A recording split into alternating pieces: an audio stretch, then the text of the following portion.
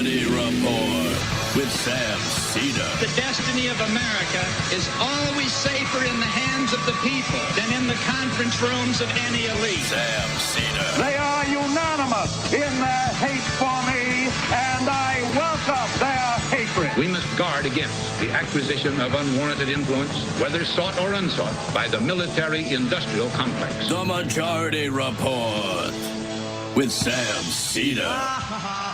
Ever get the feeling you've been cheated?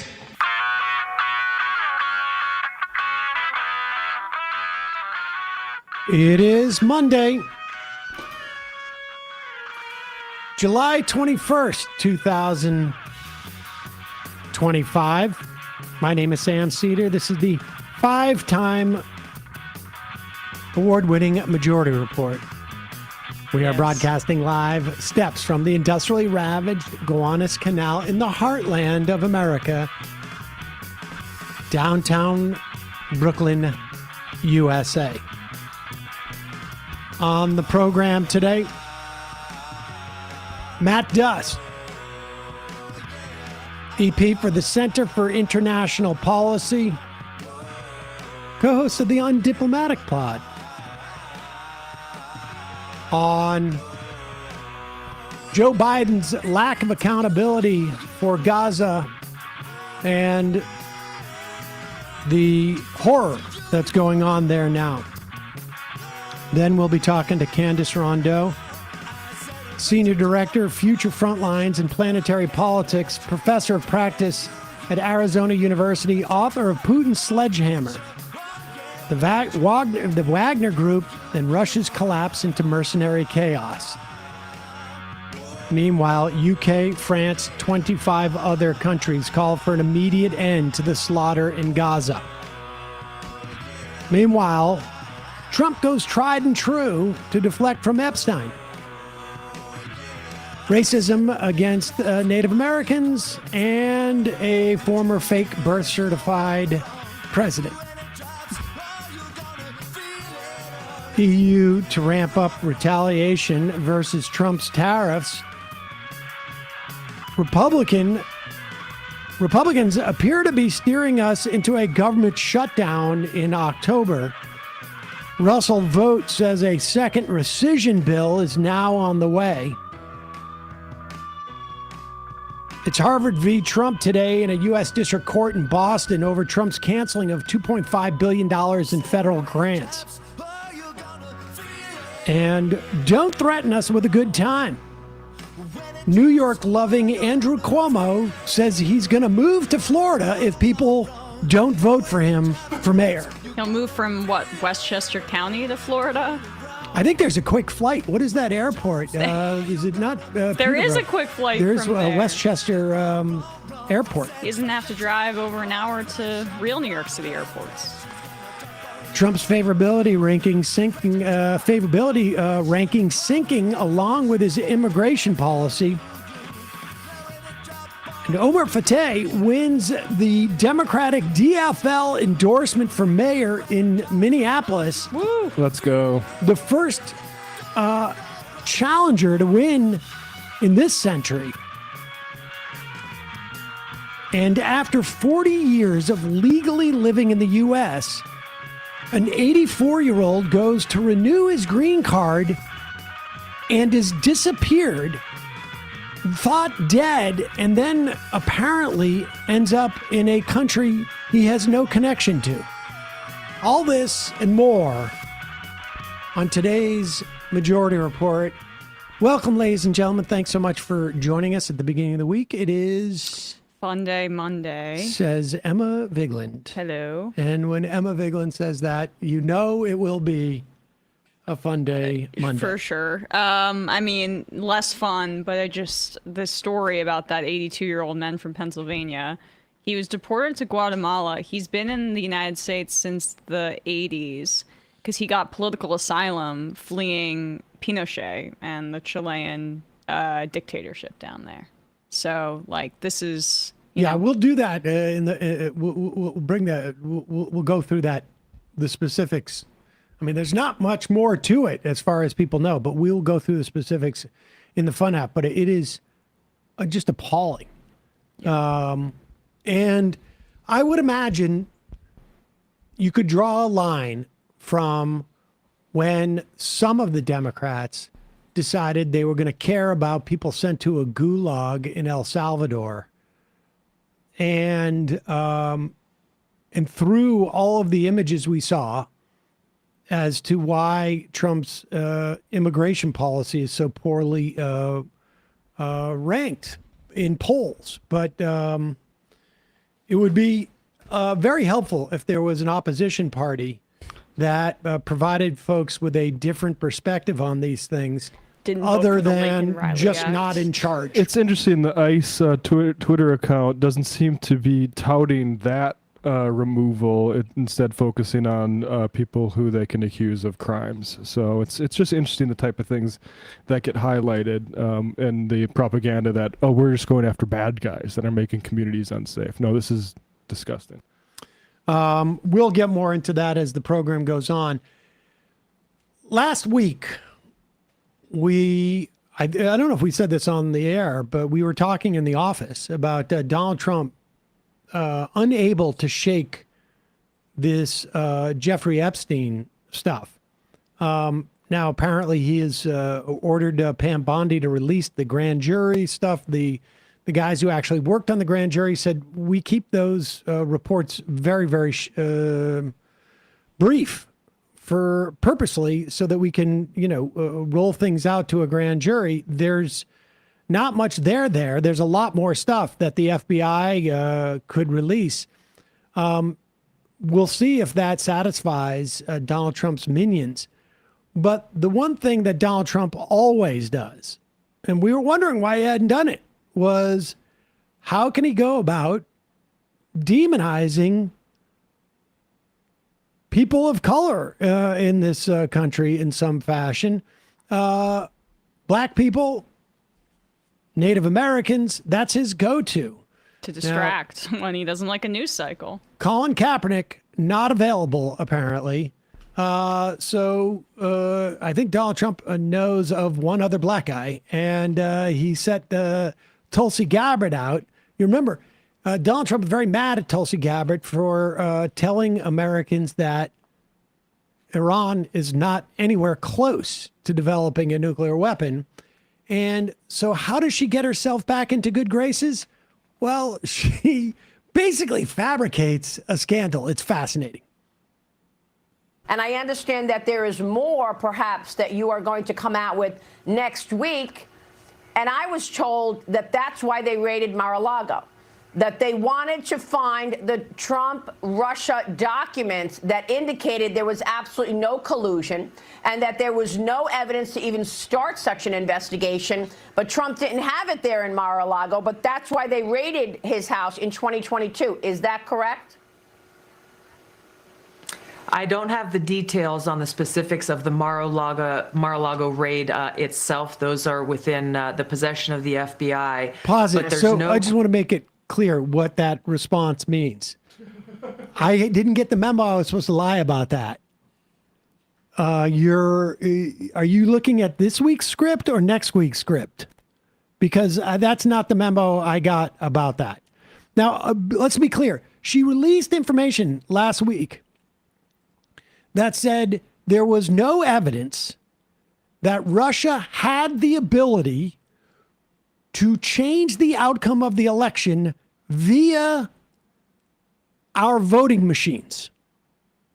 And in 2016, it was quite clear. In 2017, that was reported multiple times that there was an attempt to breach in one or two places around the country, but there was no wholesale or broad threat to the integrity of the actual voting tabulations in terms of Russians. So she's just reiterating this stuff and trying to conflate it with what the other accusation was, is that there were tons of Russian operatives working out of the what they called the Internet Research Administration, the IRA. I can't remember exactly what it is. And she doesn't even touch that. No, she's just doing this, I mean, incredibly bizarre Internet Research Agency. Yeah, and this is notable that this is on Fox Business, given the fact that I think around 24 hours prior to this appearance, Trump had filed some frivolous lawsuit against Rupert Murdoch because the Wall Street Journal published the contents of the letter he wrote to Jeffrey Epstein. So the reason that the FBI had to raid Trump's Mar-a-Lago, compound back in 2022 was because they requested all these classified documents that he had hoarded in his bathroom, or they were moved into the bathroom, and he had refused to return them or only partially returned some of them, so they had to execute the search warrant. I like to read in the bathroom. The secret document where Obama... Guilty. Yeah. I like to read in the bathroom. Put the secret document where Obama admits to framing me underneath the toilet paper. So that's what the allegation is now, is that he was right to hold the documents because they contain the smoking gun about Obama not being accurate about Russian collusion. Don't release them. Just put them underneath the plunger, please. God. I don't have the details on the specifics of the Mar-a-Lago raid itself. Those are within the possession of the FBI. But there's no question in my mind that this intelligence community assessment that President Obama ordered be published, which contained a manufactured intelligence document. It's worse than even politicization of intelligence. It was manufactured intelligence that sought to achieve President Obama and his team's objective, which was undermining President Trump's presidency and subverting the will of the American people. So yes, next week we will be releasing more detailed information about how exactly this took place and the extent to which this information was sought to be hidden from the American people, hidden from officials who would be in a position to do something about it. And that's really the point here that I think is most important, Maria, and you said it in your opening. Accountability is essential for the future of our country, for the American people to have any sense of trust in the integrity of our democratic republic. Accountability, action, prosecution, indictments for those who are responsible for trying to steal our democracy is essential for us to make sure that this never happens to our country again. Ask the moms. I agree with that last part. And it would have been great advice for her to have given to Barack Obama in 2008, frankly, and to Joe Biden in 2020. Who she endorsed. Exactly. When he decided to get Merrick Garland, the most feckless AG we could have possibly imagined.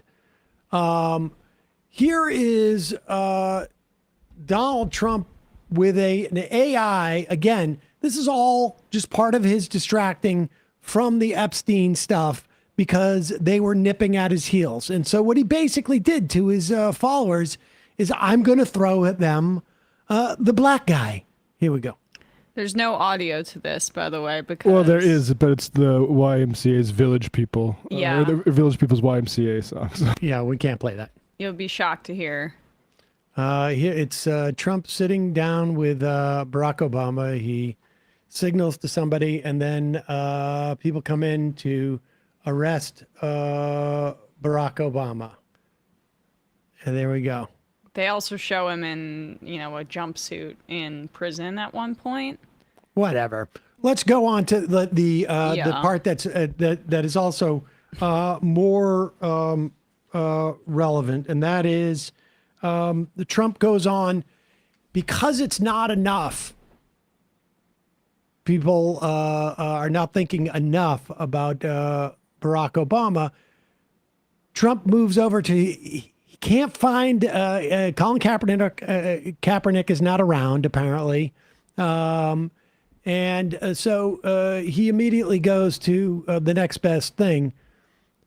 And here he is on Truth Social. My statement on the Washington, he calls them Redskins, has totally blown up, but only in a very positive way. I may put a restriction on them that if they don't change back to the original Washington name and get rid of the ridiculous moniker Washington Commanders, I won't make a deal for them to build a stadium in Washington. The team would be much more valuable and the deal would be much more exciting for everyone. Cleveland should do the same with the formerly Cleveland Indians. The owner of the Cleveland baseball team, Matt Duss, who is very political, has lost 3 elections in a row because of that ridiculous name change. What he doesn't understand is that if you change the name back to the Cleveland Indians, he might actually win an election. Indians are being treated very unfairly. Make Indians great again, MIGA.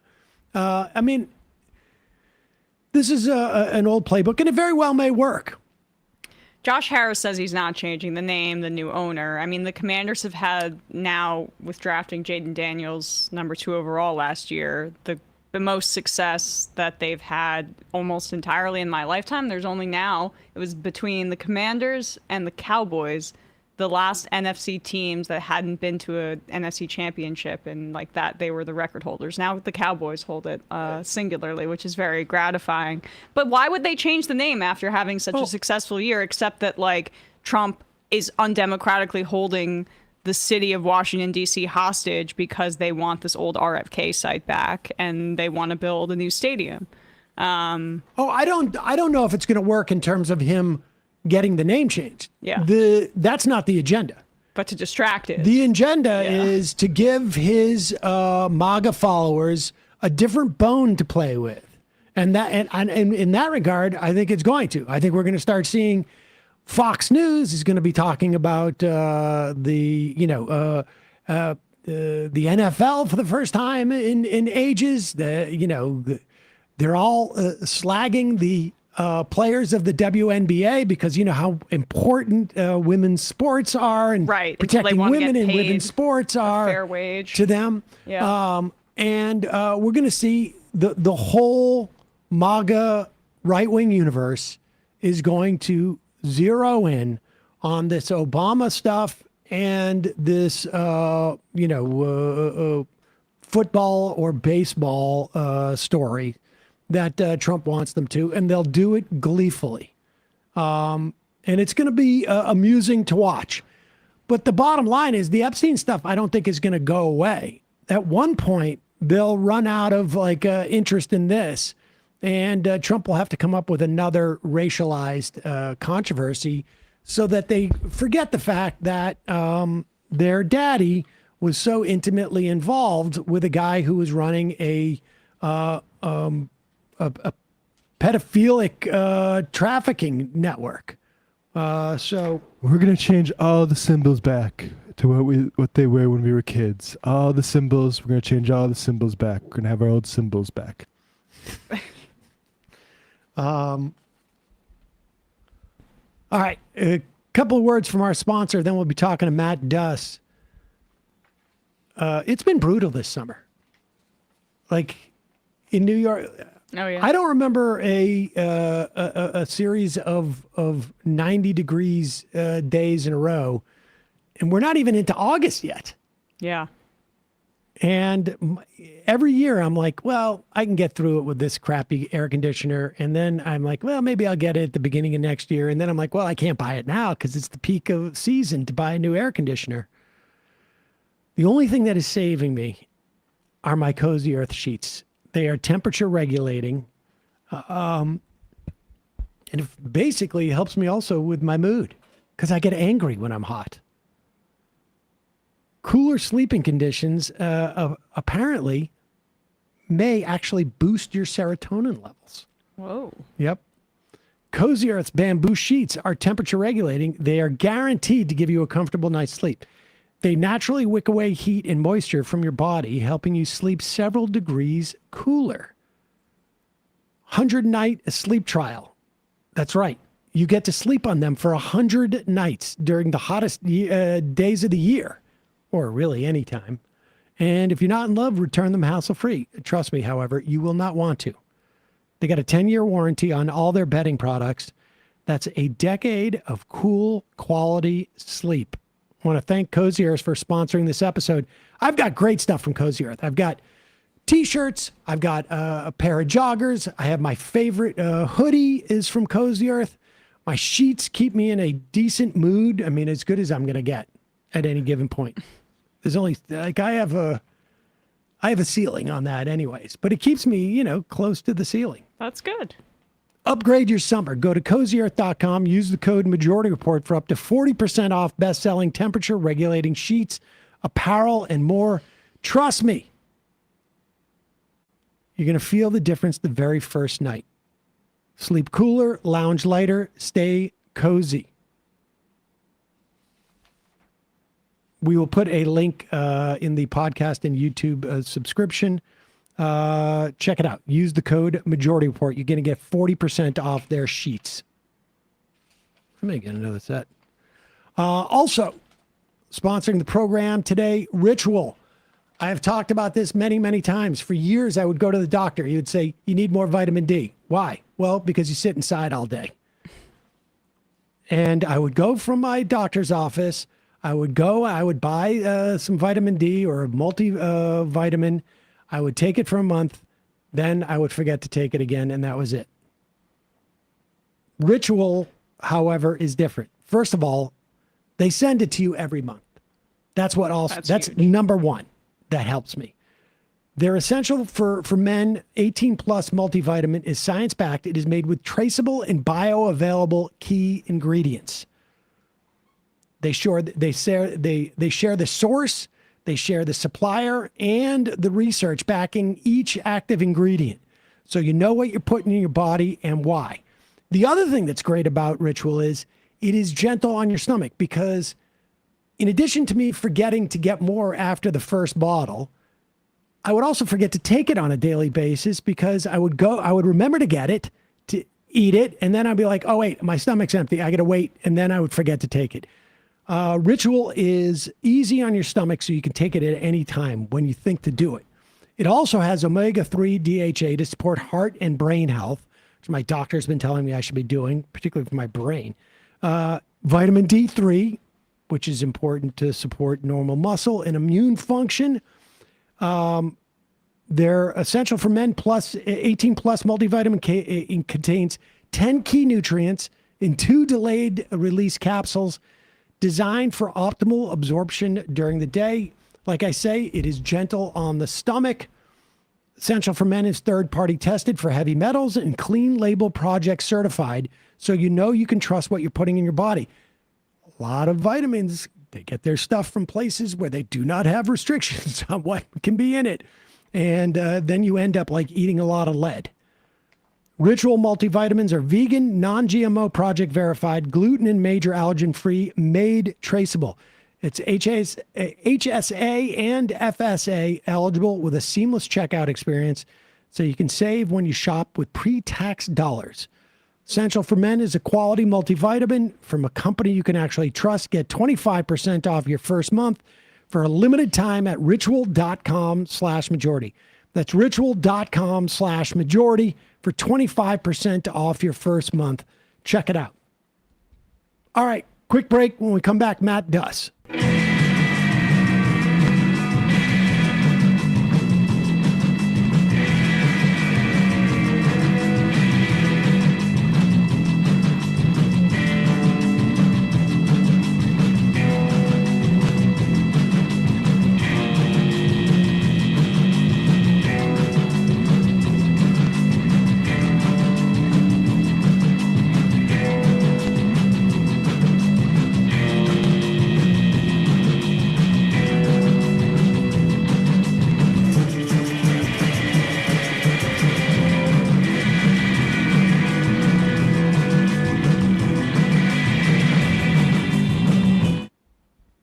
We are back. Sam Seder, Emma Vigeland on the Majority Report. It is a pleasure to welcome back to the program Matt Duss. He is the Executive Vice President for the Center for International Policy.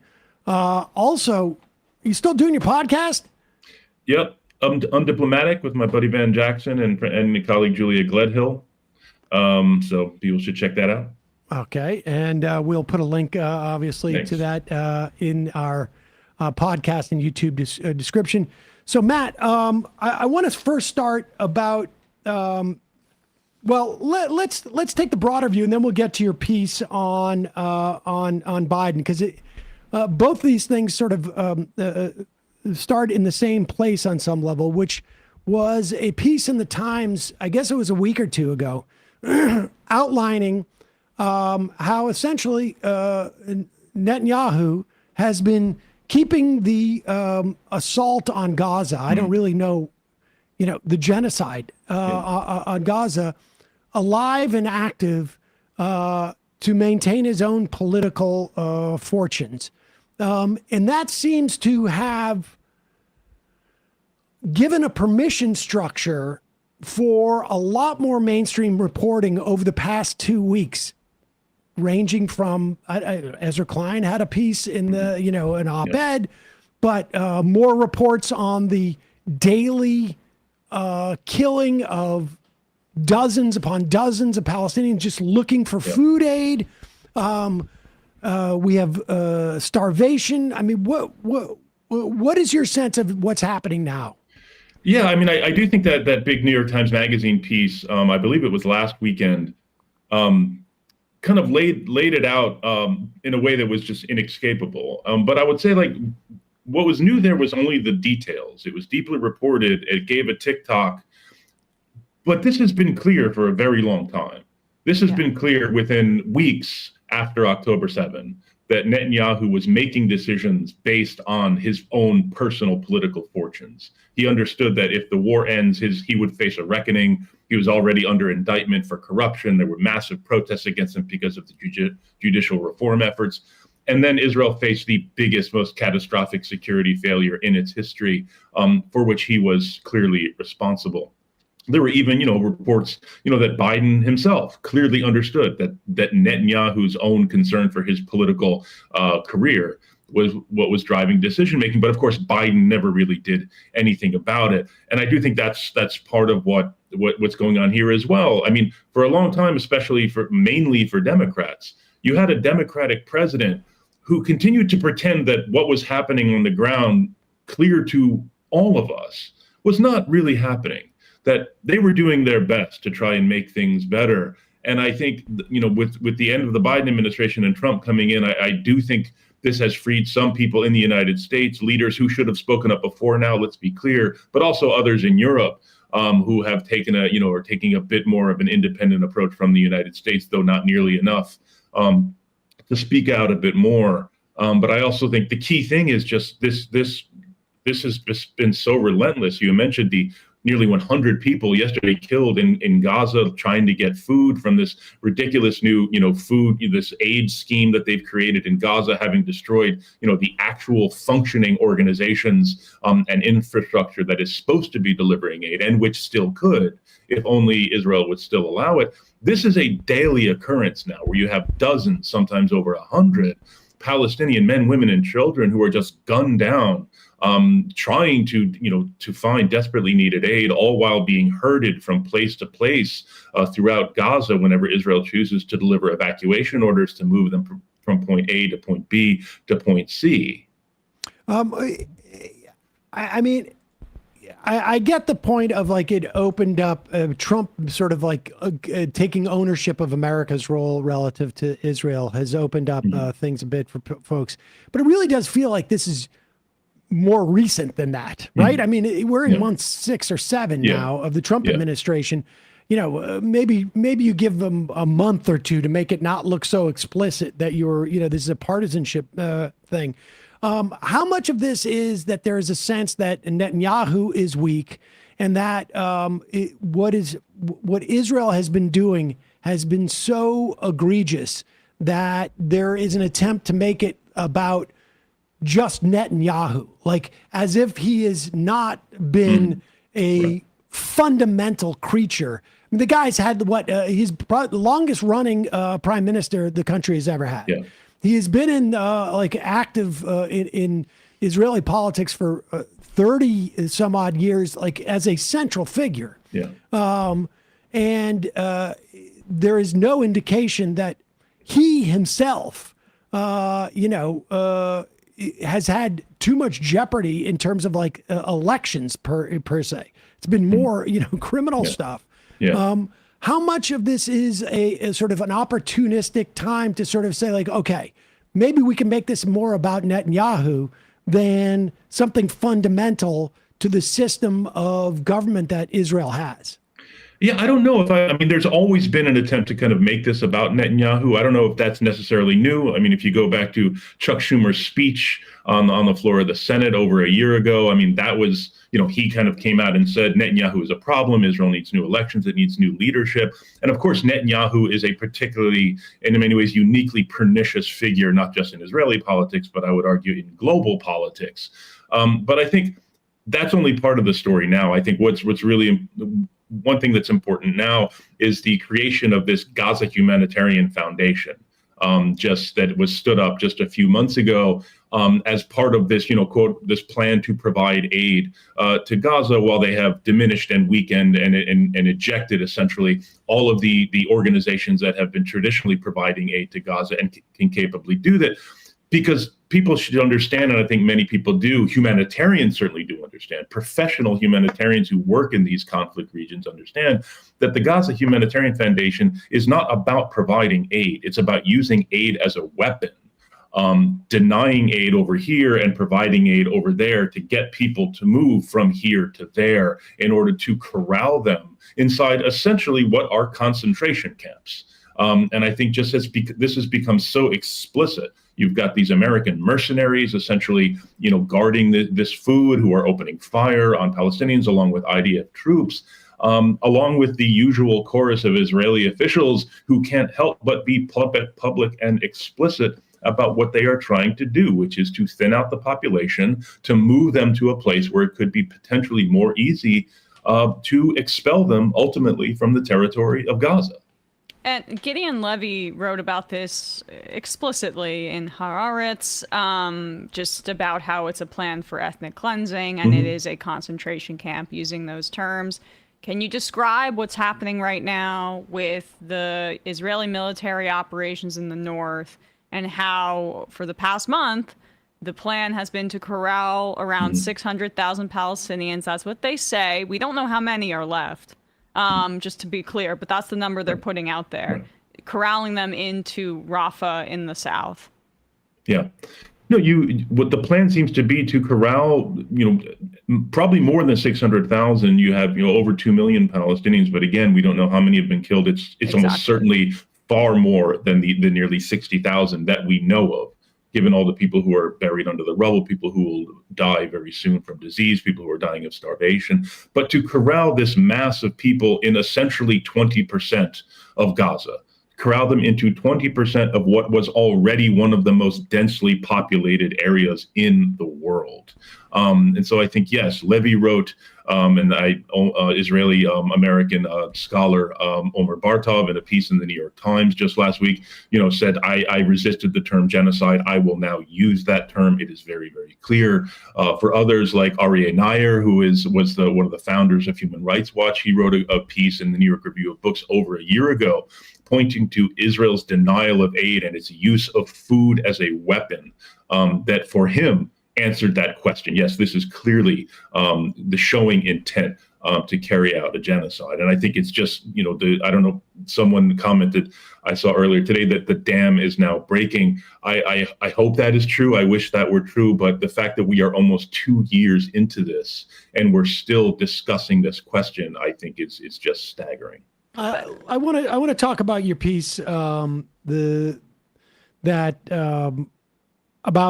the accountability of Biden and those who are around him. I mean, on one hand, as a political matter, I think it has become increasingly clear that Harris, a big part of her loss is, I think, can be attributed at least, and we'll never know for sure all the different factors, but I mean, to her refusal to provide any daylight between her and Biden, even going so far as denying a Palestinian lawmaker an opportunity to speak at the DNC, it almost seemed spiteful. It was so far behind. And I also, just to add to this, as a political matter, CNN showed a poll the other day, I guess it was 2 weeks ago, that Democrats have really dramatically moved from where they were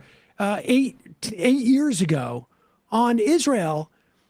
And surely the Harris campaign must have known this, right? Like, I mean, as just sheerly as a sort of like a cynical political question, to not provide any daylight there was absurd.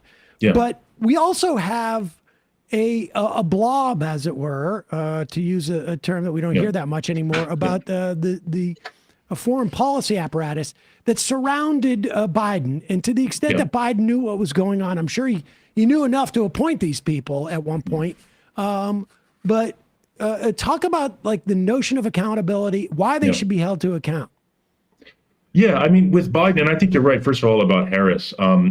If she didn't understand that this was going to be a major issue, she should have. Clearly, there is an entire consultant class in the Democratic Party, closely tied with a donor class, that wants things to be a certain way, that is, frankly, detached from the clearly expressed opinions of a growing majority of Democrats. We've seen this in the polling for years. This is a big problem on a whole range of issues. And, you know, I think we need to acknowledge the Palestinian demonstrators, the pro-Palestinian voices in the party were asking for such a bare minimum from Harris that she could not even give.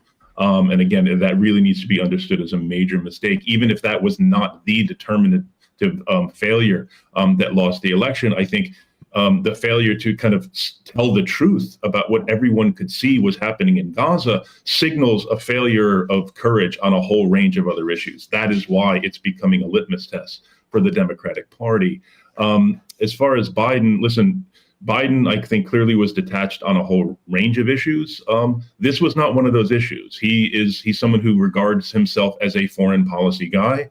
And one of the issues that he cares and is involved most in is Israel, Palestine, and the Middle East. This is what I've heard from multiple people. It's like, yes, he could be detached and kind of not sweating the details on a lot of things, but he was very engaged on this issue.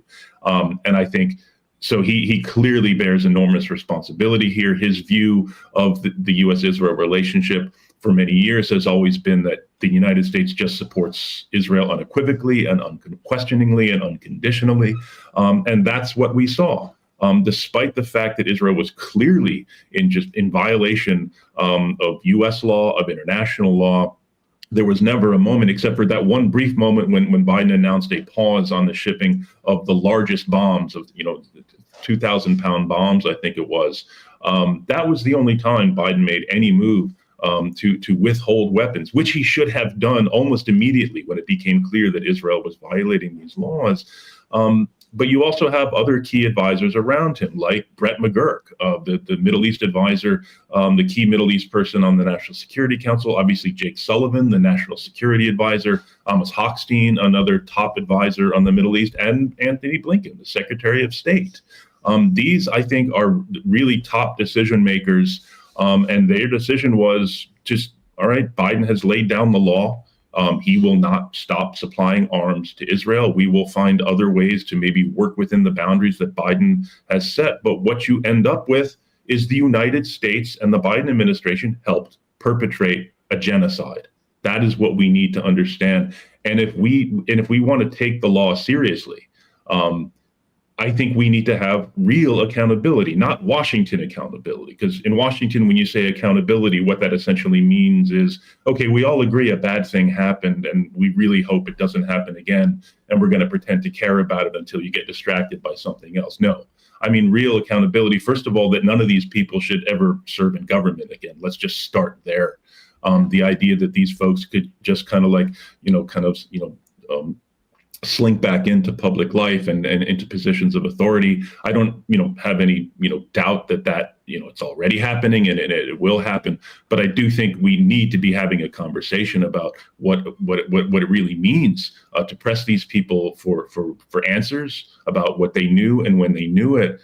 And this is part of what my article was about. It's not just that they continued supplying arms when it was quite clear what Israel was doing, that civilian suffering was not an unintended consequence of Israel's policy. It is part of Israel's policy, and they knew this, but they continue to mislead the American public and the global public about this. You can point to John Kirby and all these other spokespeople who are constantly pressed on these questions, and they're like, "Oh, we're not really seeing evidence of that." No, yeah, too many Palestinians have died, which is a formulation I cannot stand. As if because as if there's some kind of acceptable number of Palestinian civilians who could be killed, and we have now exceeded that, and that's a bad thing.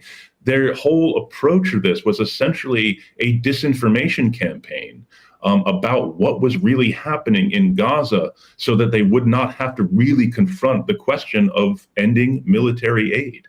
And we know now what their understanding was contemporaneously. Yeah.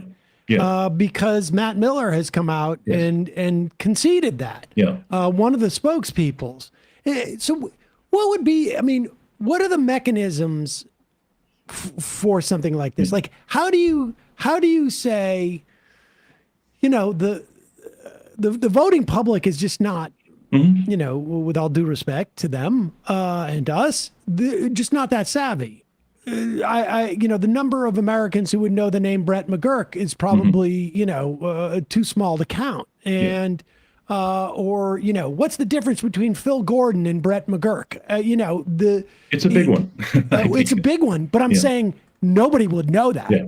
Right. Phil Gordon being Harris's primary foreign policy advisor and one of the architects of the Obama nuke deal. Yeah. What is the mechanism to sort of do this? Or is it like one of these inside, like, is it just in your world? And how do we help with that project? Yeah. I mean, right now, let's just say if we had an actually functioning Congress, I think this is the kind of thing that Congress would be doing oversight on. You would have had hearings on this, pressing these officials well over a year ago, given that because every time they want to supply new weapons to Israel, they have to they're essentially saying that we judge that Israel is not in violation of U.S. laws, and that was a lie.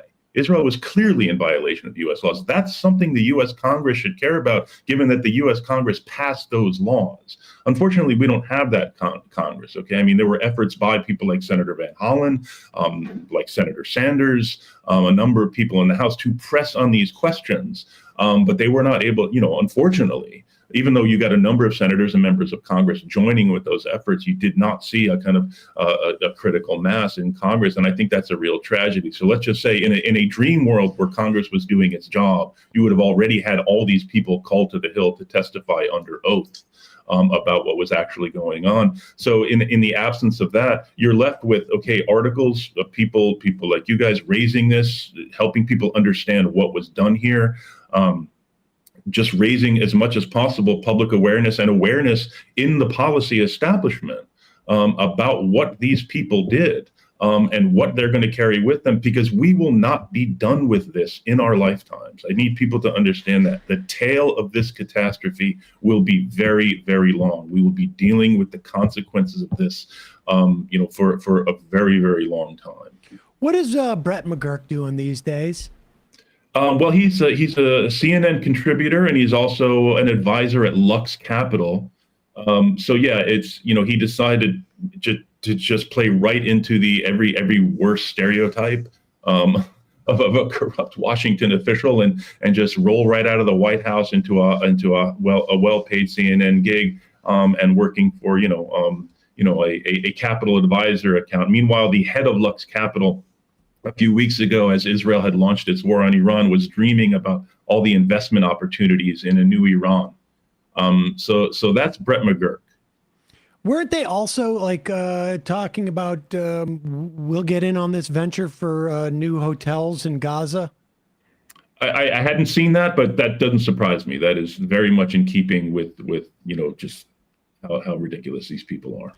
Horrible. Well, Matt Duss, we will link to your piece in the is it Foreign Policy? Foreign Policy magazine. Yeah. And appreciate your coming on and talking to us about it. Yeah. Thanks, Sam. Thanks, man. All right, folks, we're going to take a quick break. When we come back, Candace Rondeaux, she is a senior director of Future Frontlines, Planetary Politics, a professor of practice at Arizona State University, author of Putin's Sledgehammer, the Wagner Group, and Russia's collapse into mercenary chaos. We'll be right back after this.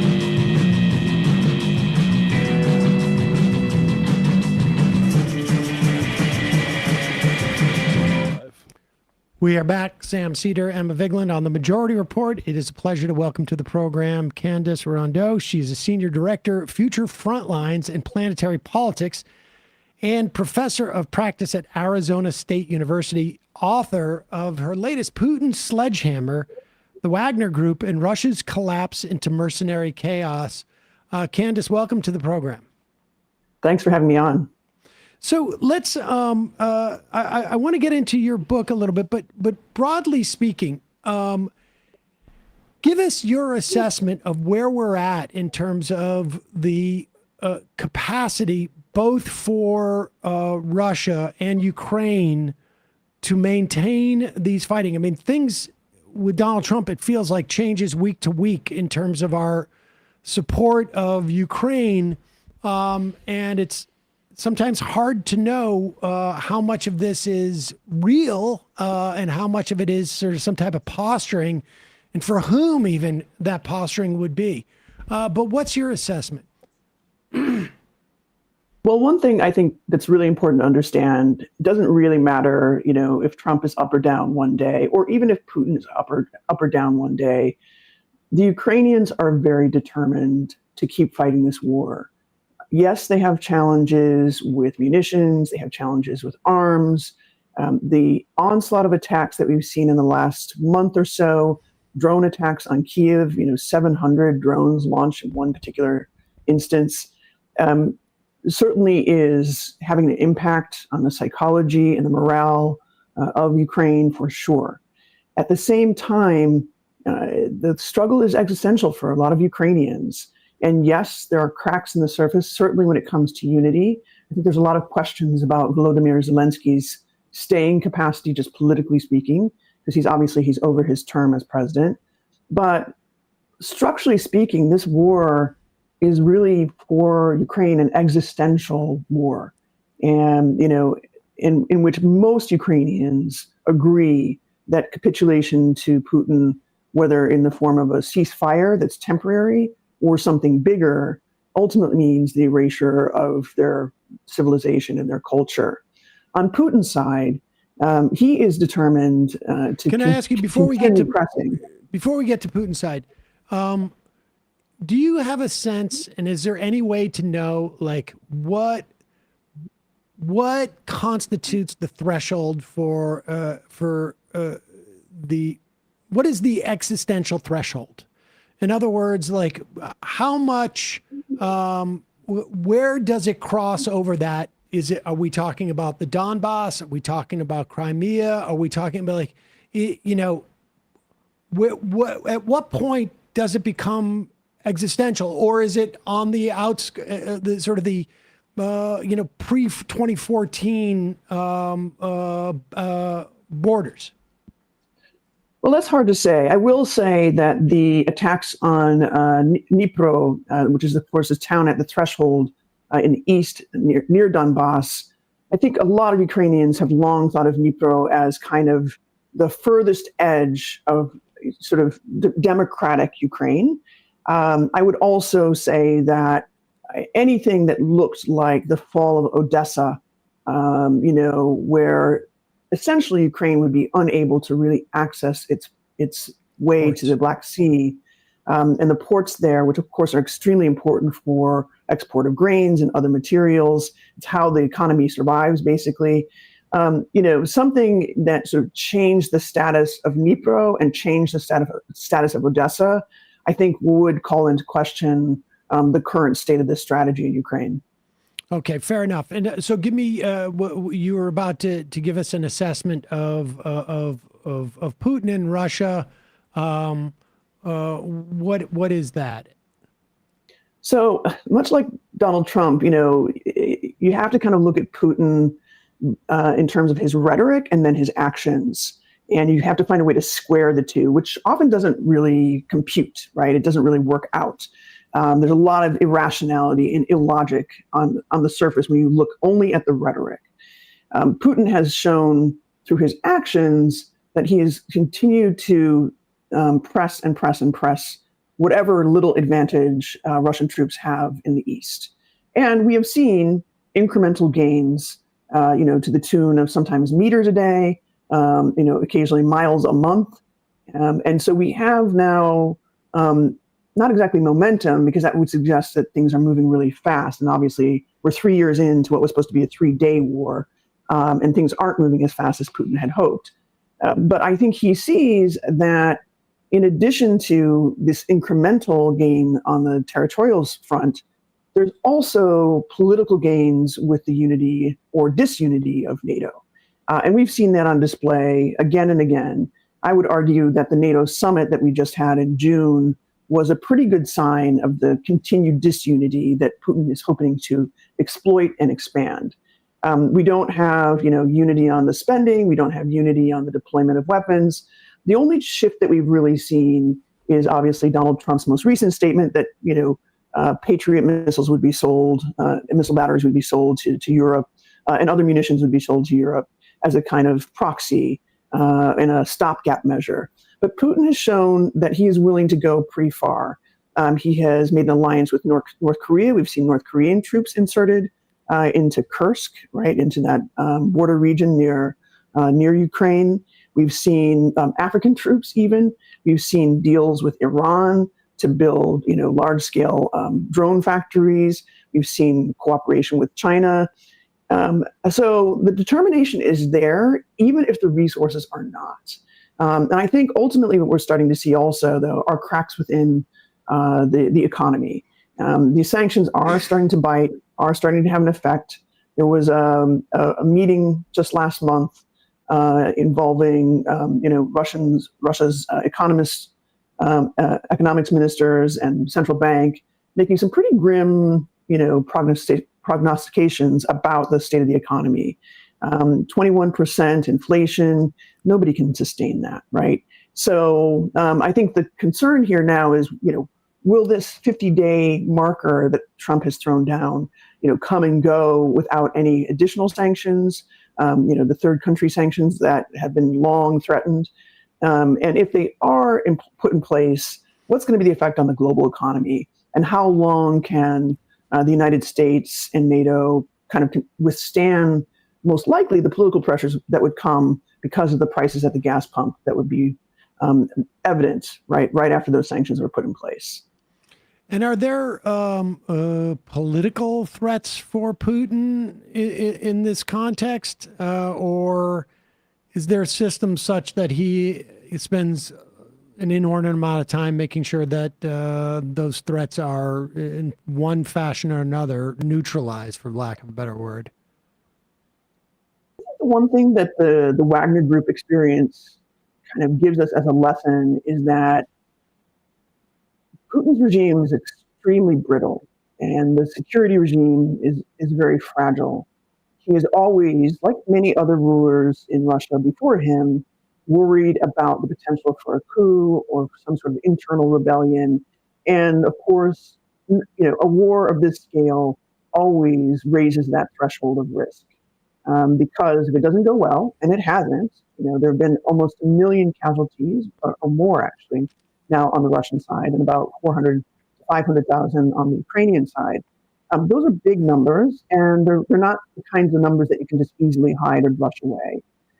So I think that concern about the fragility of this sort of internal security and the people that he surrounds himself with is always a serious concern for Putin.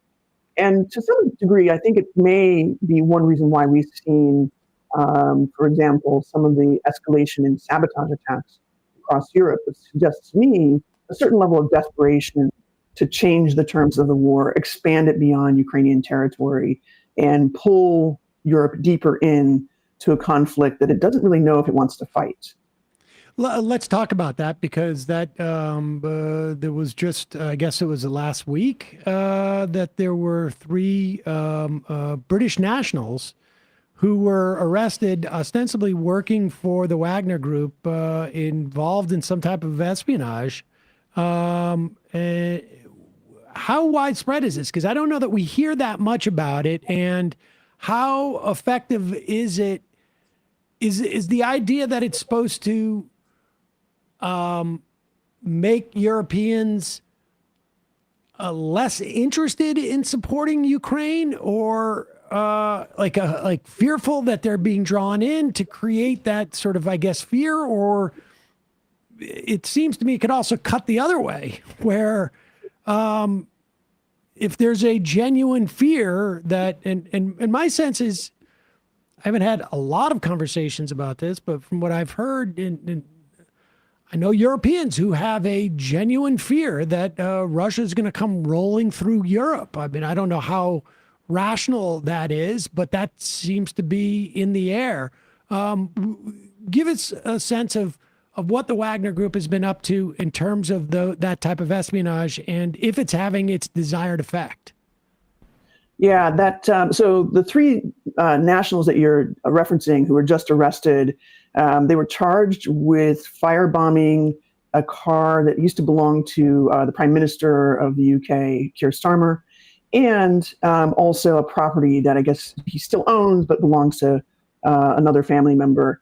And what's interesting about that is actually all of that kind of unfolded the week that I was in London covering a case, a different case entirely linked to the Wagner Group, involving the prosecution of a total of 8 British guys, young men, all of them with the exception of one, who had also been recruited via Telegram and a Wagner Group affiliated channel known as the Gray Zone.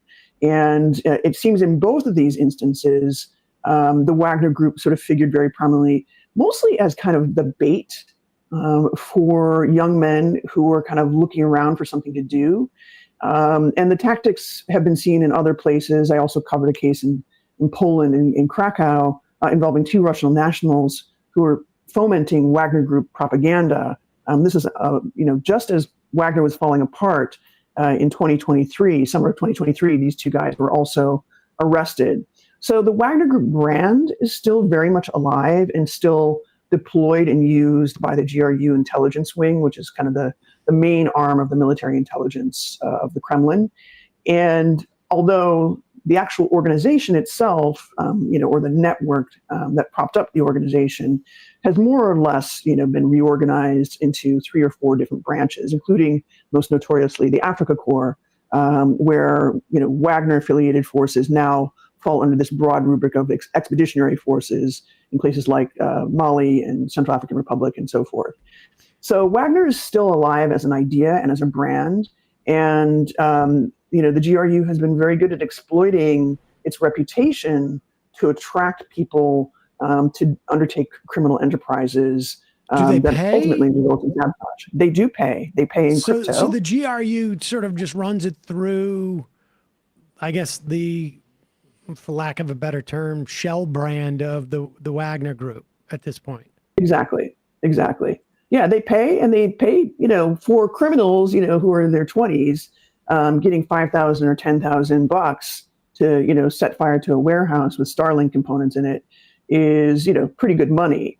But to answer your question about sort of like what's the strategic purpose of all of this, it's twofold. One, it is certainly devised to slow down deliveries of things that are really important to the front, including Starlink terminals. I'll just note that Starlink figures in several different sabotage cases, including potentially the incendiary devices that were found on DHL cargo planes a couple months back, both in Germany and then on the way to the United States and Canada.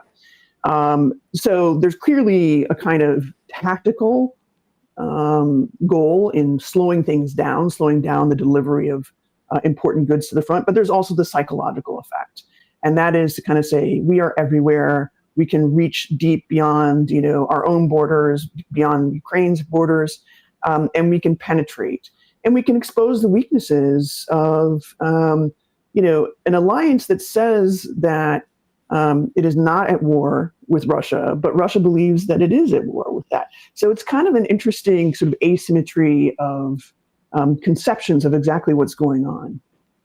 How much impact has it had tactically, and how much impact has it had? I mean, it doesn't feel like strategically it's had that much of an impact, but maybe that's just because we're sitting here and, don't hear that much of the news. I guess we would see it strategically more if we were maybe situated in Europe and reading European news. But tactically and strategically, how effective has this been?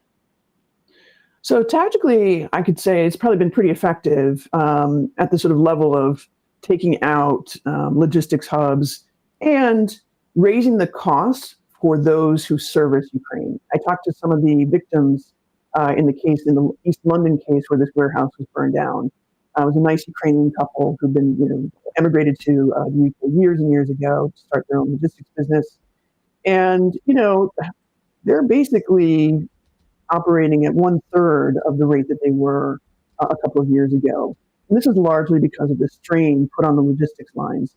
And in fact, one of the guys that I talked with, who was a manager at the warehouse, said, he was actually on his way to Minsk to meet with other Ukraine logistics providers because they were really in crisis over the raised costs, first of all, for insurance, for bringing things to the front line, but then also the depletion of demand simply because, people are afraid of sending things over.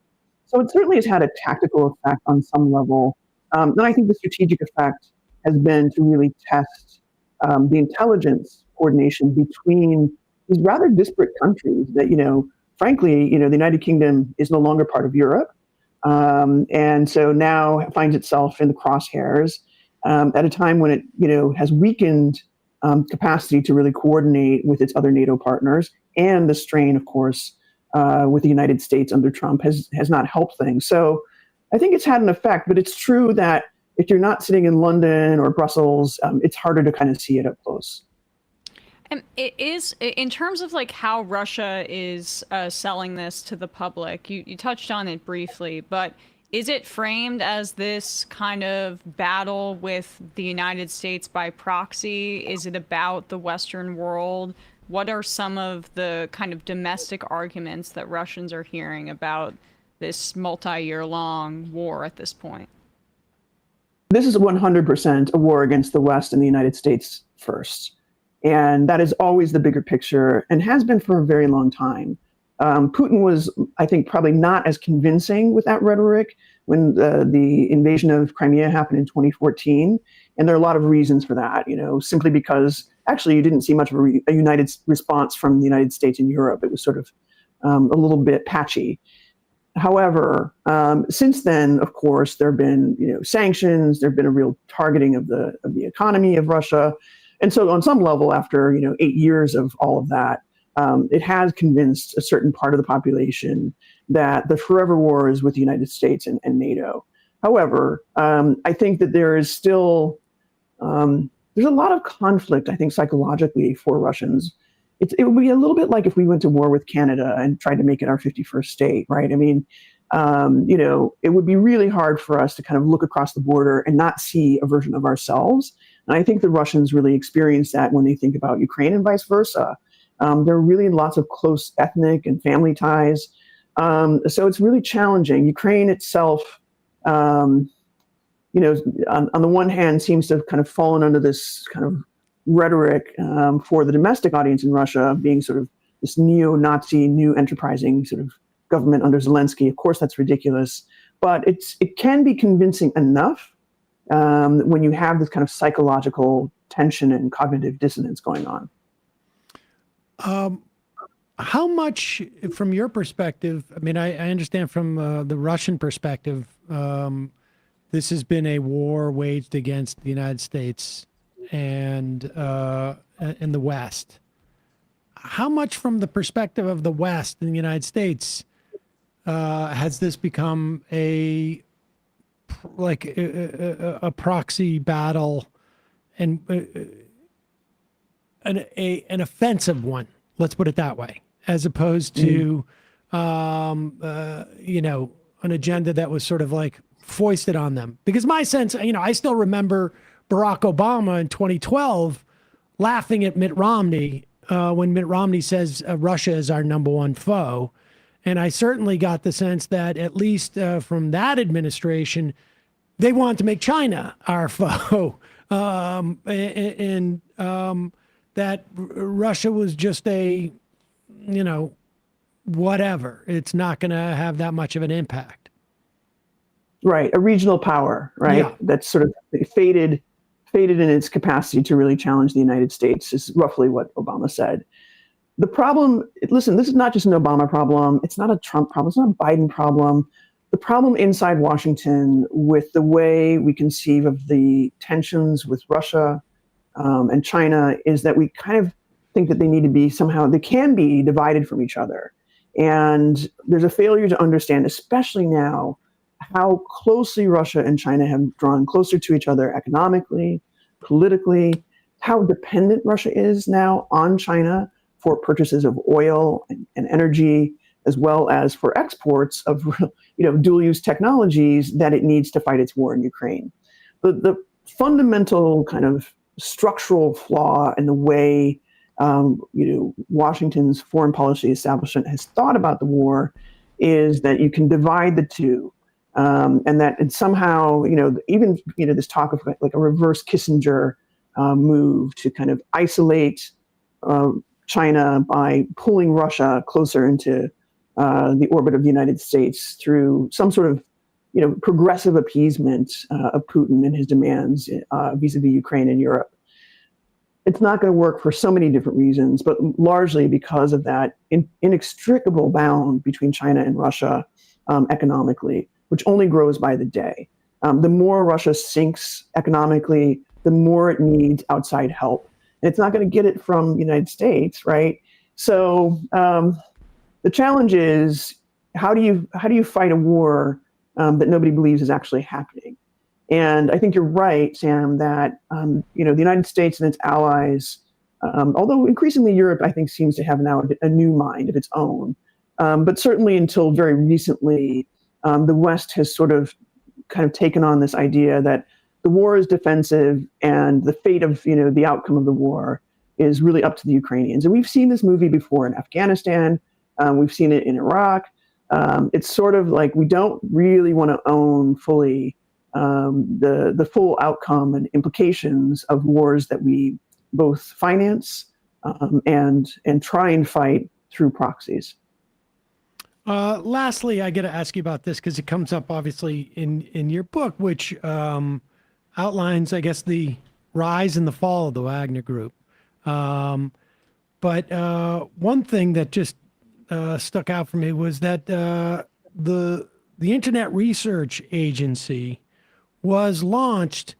I don't know if it was specifically the Wagner Group as branded that way, but it was launched by Prigozhin, and we just had Tulsi Gabbard come out. Now, granted, this is Project Forget About Jeffrey Epstein, but claim that the Obama administration lied to the American public when they said that there was evidence of Russian interference in the election via largely the Internet Research Agency.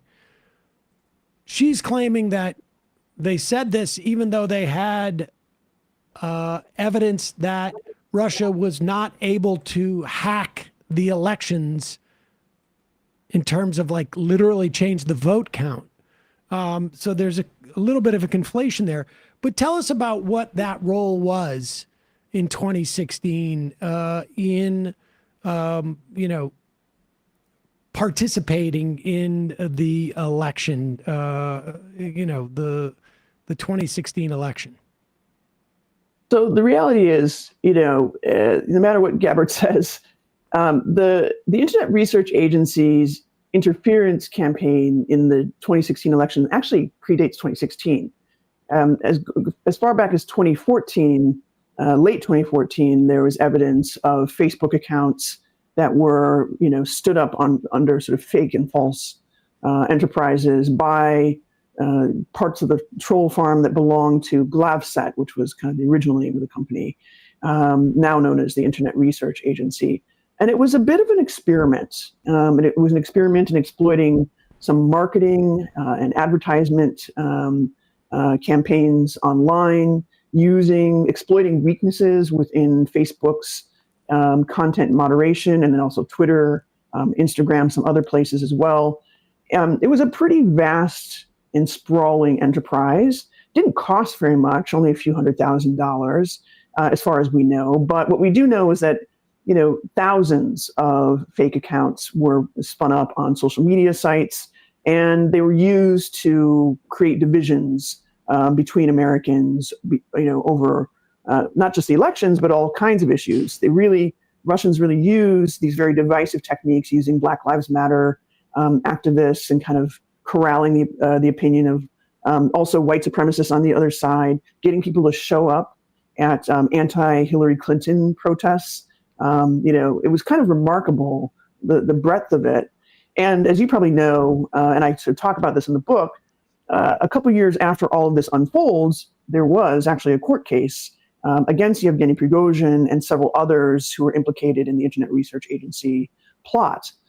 Ultimately, the government, and this was, of course, the Mueller investigation, the prosecutors who were leading that, ultimately the prosecutors were forced to drop the case because they would have had to reveal so much about their sources and information that it wasn't worth it. So there's this kind of a kind of gray mailing that was happening, where revealing classified evidence would be much more of a threat to the overall national security than actually prosecuting the case in the first place. It's a really complicated situation, but I can say with confidence that Gabbard is simply wrong. And there was plenty of evidence available still today. There's a digital trail showing how closely Yevgeny Prigozhin was involved in fomenting this campaign to disrupt the elections in 2016. It's fascinating stuff. We will put a link to Putin's Sledgehammer, the Wagner Group, and Russia's collapse into mercenary chaos. Candace Rondeaux, thank you so much for your time today. Really appreciate it. Thank you. Thank you. All right, folks. We're going to take a quick break and head into the fun half of the program, where things are going to be fun. Oh, yeah. Things are going to be fun. And I am in it to win it. Oh, yes. We'll talk about Andrew Cuomo's threat. I mean, this is blackmail. This is blackmail. You don't say to everybody, vote for me or I'm going to move to Florida. Is he blackmailing Florida? It feels like 2 for 1. DeSantis better get on it, or he's got a new sheriff in town. They've got prisons down there, right? For people that are supposedly violent sexual criminals. I don't know. Feed them to the gators? Is that what you're saying? Just throwing it out there. Open them up and just put Cuomo in. We'll see. All right, we will get there in a moment. Just a reminder, it's your support that makes this show possible. You can become a member at jointhemajorityreport.com. When you do, you not only get the free show free of commercials, but you also get the fun half. Jointhemajorityreport.com. Don't forget AM Quickie, amquickie.com. Get the day's news in an email brief. Whitney and Corey do an amazing job on their respective days. So check it out.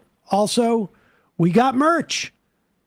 There's not going to be many Max left. Our Max left hats are selling max. They're maxed max out. Sell. And so there's not going to be max time to get them. It's going to be min time to get them. Also, justcoffee.coop, fair trade coffee. Check it out. You can get the Majority Report blend, and if you use the majority, use the word majority as the code, you'll get 10% off. Matt, Left Reckoning. Left Reckoning. We talked about real estate and space, and also the globalize the intifada obsession by media, and the infantile way that whole discussion is being led by folks and different squad votes on Israel. So check that out, patreon.com/Left Reckoning for the Sunday show. See you in the fun half.